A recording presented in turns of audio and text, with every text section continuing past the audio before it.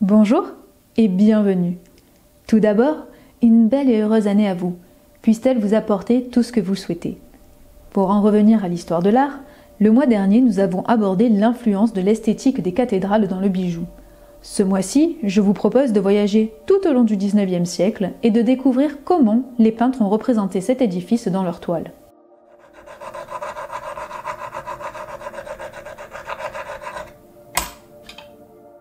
Je ne vais pas ici revenir en détail sur le contexte historique qui a conduit, pendant l'époque romantique, à un regain d'intérêt pour l'esthétique gothique.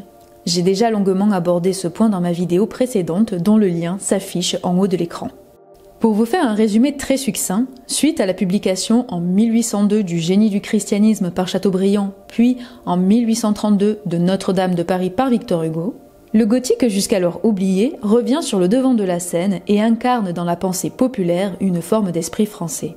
Ce qu'il est important de noter ici, c'est qu'Hugo et Chateaubriand sont des lettrés. La cathédrale, dans leur écrit, est un objet historique, elle raconte l'histoire de la France, et un objet littéraire. Hugo, en parlant de la cathédrale, évoque un livre de pierre. Le contexte historique posé, nous pouvons passer aux œuvres. Nous allons tout d'abord parler des vignettes que l'on pouvait trouver dans les guides touristiques ou dans les romans illustrés. Une vignette est, selon Ségolène Lemans, un art de la marge des textes, une sorte d'enluminure néo-gothique qui vient orner un texte imprimé. Il ne faut pas oublier que c'est au XIXe siècle que naît le tourisme de masse ainsi que le patrimoine national que nous connaissons aujourd'hui sous le nom des monuments nationaux. De là, des guides sont imprimés et représentent les plus célèbres sites à aller voir. Le but de la vignette est d'être une belle illustration. Elle doit donner envie de se déplacer à l'endroit qu'elle représente. Une fois le lieu visité, elle peut aussi servir de souvenir. Il est donc important que la cathédrale dans ce contexte-là soit représentée de manière plutôt fidèle, détaillée et dans son entier. Ce qui importe, c'est autant le monument en lui-même que ce qu'il représente dans l'esprit collectif. En effet, quand vous allez voir une cathédrale, vous vous rendez sur un site historique. Or, le site est défini, toujours par Ségolène Lemans, comme étant un lieu pittoresque signalé par un monument, par l'ancienneté duquel le spectateur a soudain l'intuition poétique de l'histoire ressuscitée. Le site est le lieu par excellence où le temps personnel se lie avec le temps collectif. Pour vous donner un exemple de ce phénomène, ce serait visiter la cathédrale de Reims, tout en imaginant que vous assistez au sacre de Philippe le Bel au XIIIe siècle. Attardons-nous maintenant sur des œuvres peintes. Nous allons tout d'abord regarder attentivement la cathédrale de Rouen par William Turner. C'est un peintre anglais, mais son succès a très largement dépassé les frontières de son pays et il a inspiré nombre de peintres français. Monet, par exemple, pour ne citer que lui. Cette aquarelle s'inscrit dans une série d'œuvres dont le titre pourrait se traduire par « Tribulation au fil de la Seine ». Il s'agit en fait d'un voyage entrepris par le peintre, au cours duquel il a représenté plusieurs sites, et notamment la cathédrale de Rouen. Déjà, ce qu'il est intéressant de remarquer, c'est le cadre. Il s'agit d'un parcours touristique au cours duquel l'artiste prend des notes visuelles, ce qui permet de faire un lien entre cette œuvre et les vignettes. Seulement, il n'est plus ici question de rendre compte de l'entièreté du bâtiment, mais du point de vue que l'artiste a sur le monument au moment où il le peint. Ce qui explique que sur la partie haute de l'œuvre, le haut de la construction est coupé, et aussi le fait que la cathédrale semble être engoncée dans la ville. Turner peint du sol et est dominé par la construction. La foule située sur le parvis nous permet de comprendre l'immensité de cette dernière. Pour ce qui est de la modalité de la représentation de l'espace, le peintre emploie la perspective afin de restituer un espace en 3 dimensions. Attardons-nous maintenant sur le traitement de la figure de la cathédrale par l'artiste. Comme je l'ai déjà dit, certaines des parties les plus hautes du bâtiment sont coupées par le cadre et le point de vue n'est pas centré, de sorte que la cathédrale ne se présente pas de manière frontale, mais légèrement en biais. Cela permet à l'artiste de restituer presque l'entièreté de sa façade, ainsi que les alternances entre les surfaces de pierre massives et les surfaces ouvertes, comme la rosace par exemple. Ce qui est particulièrement intéressant ici, c'est de noter comment Turner fait jouer la lumière sur la pierre. Turner est un très grand coloriste qui s'est attelé tout au long de son œuvre à rendre des phénomènes atmosphériques. De manière plus discrète, la cathédrale de Rouen n'échappe pas à cette recherche. Cela est particulièrement visible dans la partie la plus éclairée de la façade qui semble littéralement se dissoudre sous l'effet de la lumière, comme l'attestent les nombreuses taches bleues qui rappellent directement la couleur du ciel. Plongeons-nous maintenant dans la série des cathédrales de Rouen de Monet. Je vais faire un commentaire de la série en entier et m'attarder sur certains points de détail récurrents qui vont nous aider à bien envisager l'importance de ce cycle de peinture, à l'intérieur de l'œuvre de Monet en particulier et de la peinture en général. Monet a peint plusieurs séries au cours de sa carrière. Avant les cathédrales de Rouen, il a peint les Meules et après viennent les Nymphéas, dont il fait construire le bassin alors qu'il était en train de peindre les cathédrales. Si l'on place côte à côte toutes ces œuvres, il est possible de voir l'évolution dans la manière qu'a le peintre de représenter son sujet. La première différence notable entre les Meules et les cathédrales est l'utilisation de la perspective.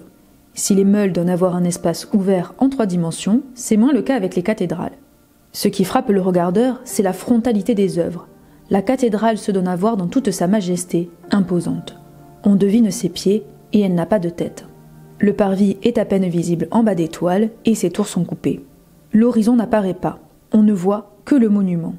Cette frontalité du sujet représenté se retrouve aussi dans la série des Nymphéas. À partir des années 1900, Monet ne figure plus que des étendues d'eau plane, ornées de nénuphars qui envahissent complètement la toile. Il n'y a alors ni haut ni bas, seulement une étendue aqueuse parsemée de végétaux. Et si l'espace des toiles se creuse, c'est dans la couleur même que se crée sa profondeur.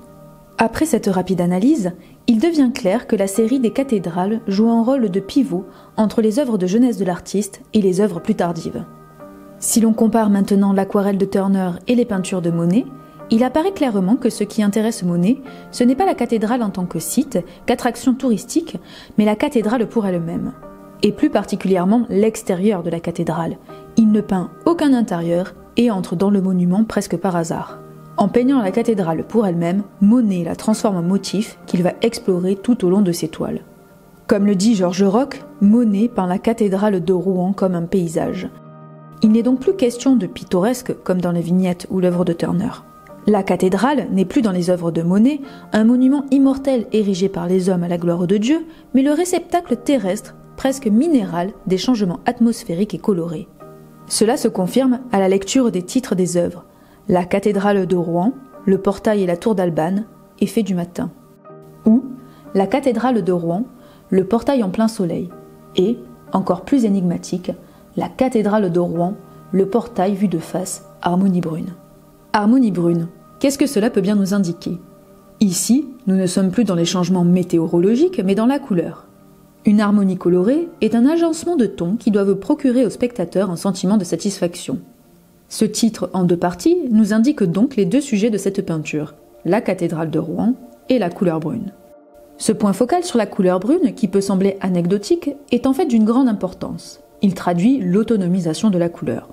Cela veut dire que la couleur ne sert plus seulement à montrer le réel, mais gagne une puissance expressive autonome qui travaille d'elle-même le sujet. Je m'explique. Si l'on regarde attentivement cette toile, la cathédrale ne semble pas être faite de pierre mais de terre, comme si le peintre avait sculpté le monument dans son tableau à partir d'argile.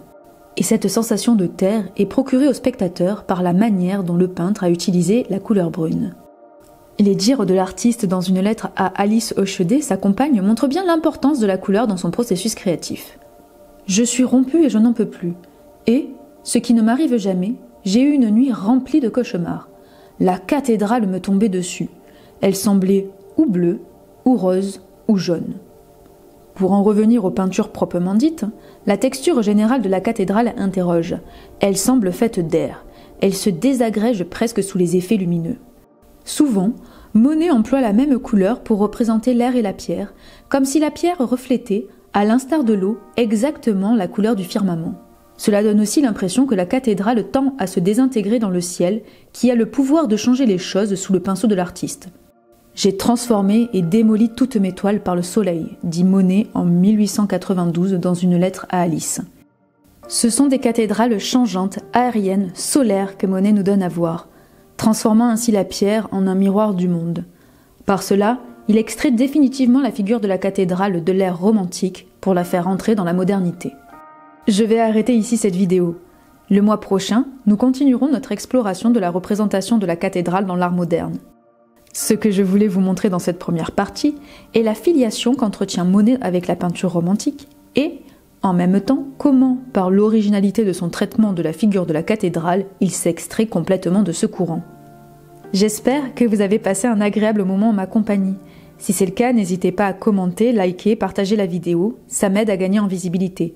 Prenez soin de vous et à bientôt!